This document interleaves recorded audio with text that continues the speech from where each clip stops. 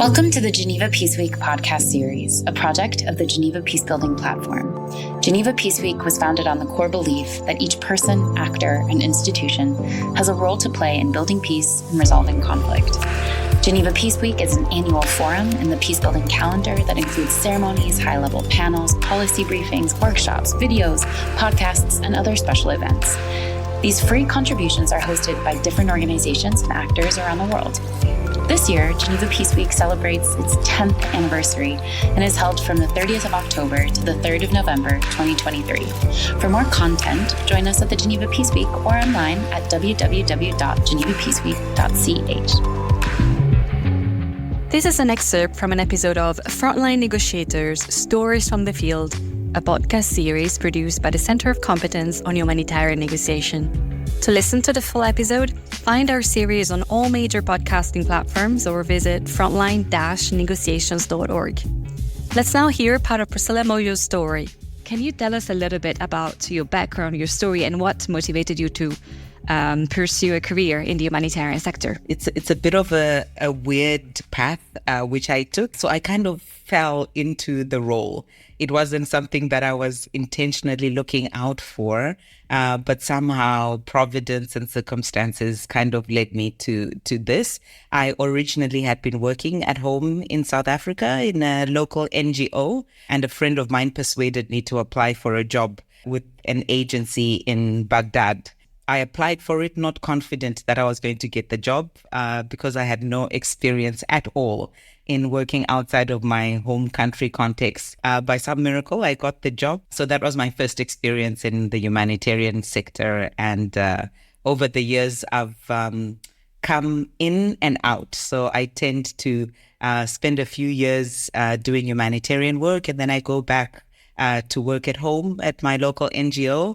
And then, so that's exactly how I started working as a humanitarian. One of the tools that we often discuss, one of the tools that are available to humanitarian practitioners is called we call it the negotiation iceberg. It's very widely used among negotiators. And the idea is that there's always more underneath the surface, when you're talking to a counterpart, and beyond the position that they express, the reasoning that they share, there's always some digging that can be done into the real reasoning, the real motives that are driving their choices and their actions. So I was wondering if you could tell us perhaps about a story when you really had to dig deeper to better understand your counterparts. My first mission was in Iraq, and I arrived in May 2014, and there had been elections.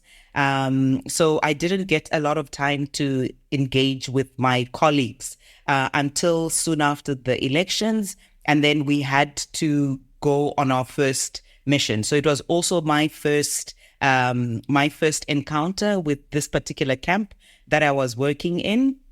And I had to introduce myself. And at the same time, there had been things that had been happening in the weeks prior to us resuming missions in this particular location.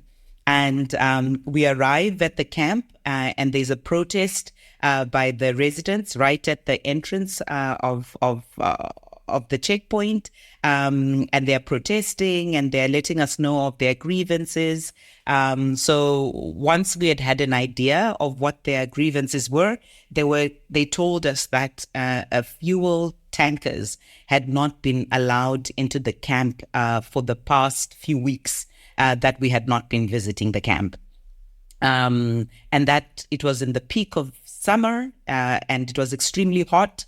So the fact that there weren't any fuel tankers that had arrived, it meant that they had no air coolers that were functioning. Their containers that they were staying in were burning hot, and there was no cooling system at all, which made life quite difficult for them. It also made their ability to pump water quite tricky and quite challenging. So we proceeded to meet with the authorities who were responsible for the camp, and we we explained to them that the residents seemed to be complaining about the lack of fuel tanks coming into the camp. Could they help us to facilitate access for the fuel tankers to come in? And they explained to us that there were some security concerns in the whole of the country, so they had to really step up on their on their procedures for allowing tankers to come into the camp, because maybe those tankers might not be just bringing fuel. It could possibly be a bomb, all sorts of security reasons that they had informed us about the issue. So we continued to visit the camp, and at the end of the day, we went back to our office to discuss how we can tackle this issue. And a colleague of ours who had been working in the camp way longer than all of us had been, and I had been the one who had just been there for under a month, explained to us that there was a general idea from the camp authorities that the residents used to hoard or keep a lot of fuel reserves. So he was of the belief that they actually had enough fuel than they needed. So it took us sitting down and trying to understand our counterpart on how we can help him to move from his position.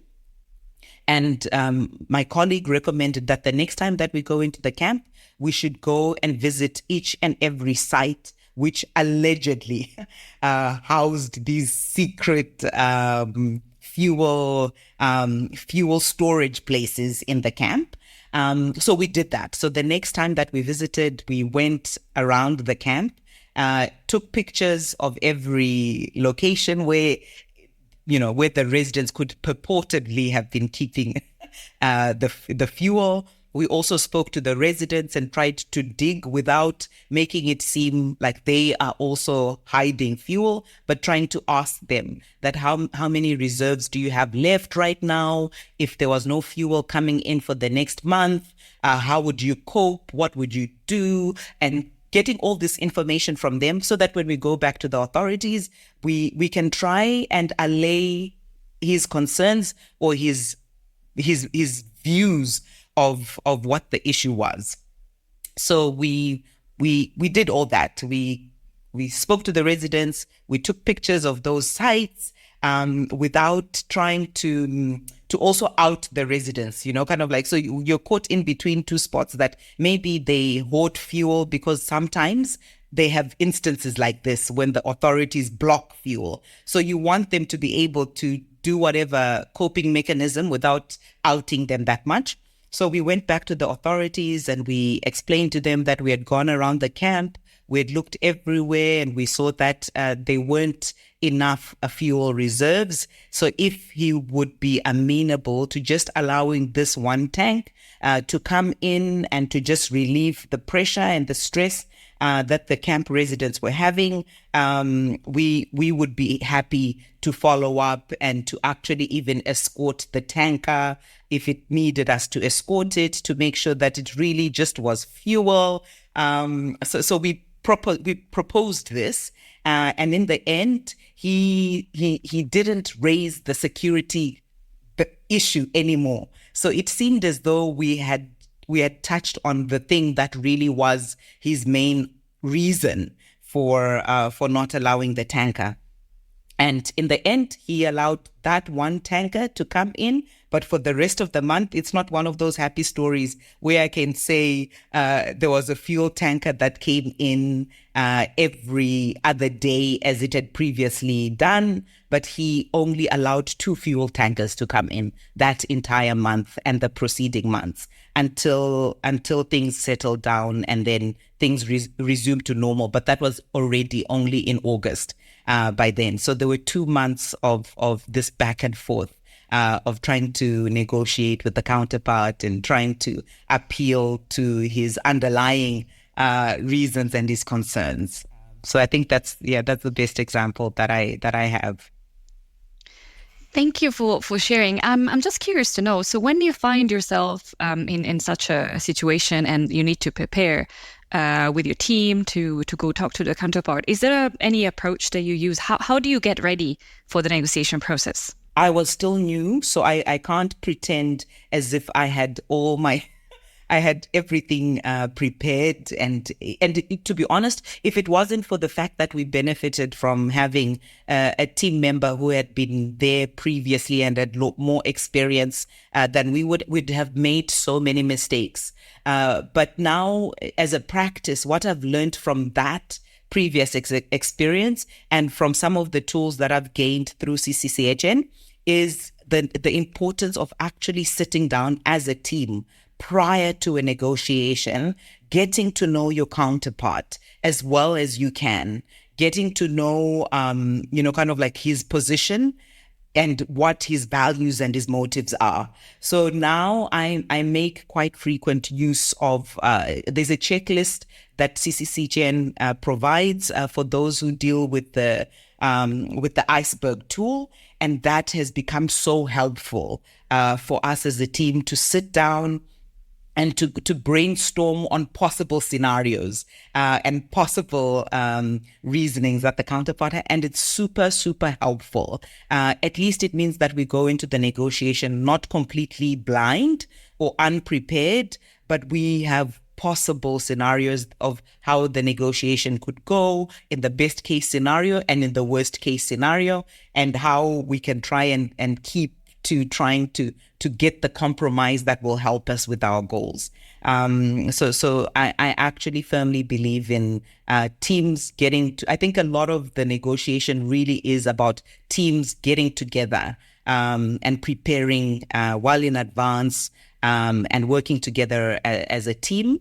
So it makes a huge difference on how the negotiation goes. You were telling me just before about how different it is when you're a national in the country you're working with, because you really have a lot of background information about the social and political context that team members might not have. Yeah. So how do you compose your negotiation team? I think it's a very interesting question, because I think, Barbara, some of it is that it's not so much within the control of kind of like all of us are staff within an organization. So sometimes you end up being grouped together, people coming from different backgrounds with different personality traits and with different dispositions. So what I've learned as time has gone by is it's so important to have a team where we complement one another in terms of our skills, but something that we often maybe underestimate or underlook is also in terms of personality and disposition. So some people are very good at confronting issues head on and tackling the more difficult conversations very easily. And then you also have the diplomatic people who are more subtle in how they approach things. And then you have people who are a lot more emotional. The other thing that you mentioned that I thought was really interesting is having to deal with counterparts that might be particularly aggressive or nervous. And you mentioned the need to sometimes de-escalate the situations that are really, really tense. How do you go about it? I'm curious to know. Do you have a specific technique or approach that helps you manage people that are feeling particularly tense? In this particular context, for once, I will be very honest and be transparent. That I use the race and the language and the expat card quite well in these kind of situations. So I am very quick to, when I see that the situation is escalating, I am very quick to kind of say, please forgive me. I come from Africa and and I'm not aware of the context. I didn't mean to disrespect you. And everything that I spoke is coming from a good place. So it's very easy for me to do that, to say, forgive me, you can see that I'm not from here, or that I'm not familiar with, the background between the counterpart and the people we are negotiating on behalf. So I use that to my advantage, to kind of be neutral and at the same time to calm the situation down. But I do it in not in a funny way, because I guess in some instances it's not appropriate to be completely funny, but I actually then completely lower myself. So I don't hesitate to do that and say, oh, I'm so sorry. You have to forgive me where I come from. This is so normal. Can we start afresh? So then he then says, okay, you're a foreigner. You are female. You are, so I will excuse you this time. So when I build rapport with the counterpart, with time, they would sometimes, I was very fortunate that in this instance, it was the longest step. We had to work together for a whole 2 years.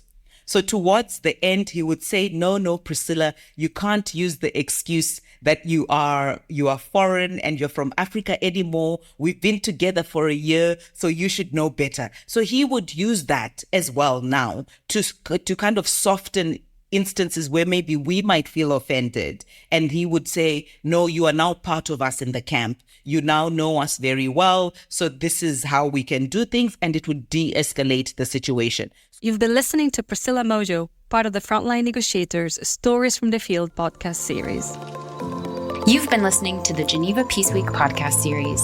For more content like this, join us at the Geneva Peace Week or online at www.genevapeaceweek.ch.